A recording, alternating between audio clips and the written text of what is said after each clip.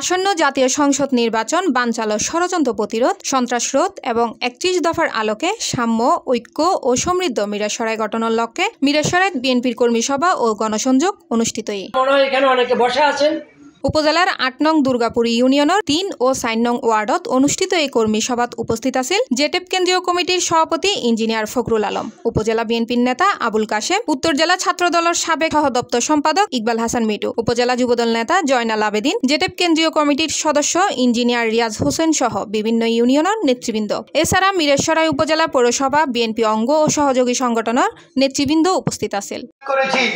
সেইভাবে আবার ইস্পাত কঠিন ঐক্য করতে হবে। সকল ধরনের উস্কানিদাতা যারা দলের ভিতর গ্রুপিং করেন, নিজের গ্রুপ বাড়ি করে বিএনপি যারা করে তাদের উপর ঝাঁপিয়ে পড়ে তাদেরকে প্রতিহত করতে হবে। প্রত্যেকটা পাড়া, প্রত্যেকটা মহল্লা, প্রত্যেকটা গ্রাম, ওয়ার্ড, ইউনিয়ন, উপজেলা পর্যন্ত ঐক্যবদ্ধভাবে যারা দলের বিরুদ্ধে কাজ করছেন তাদেরকে রুখে দিতে হবে। আমরা পারবো তো? উক্ত সমাবেশ শেষে সাধারণ মানুষের মাঝে বিএনপির কেন্দ্র ঘোষিত রাষ্ট্র মেরামতের ৩১ দফা লিফলেট বিতরণ করা হয়। ডেস্ক নিউজ, সি+ টিভি, চট্টগ্রাম।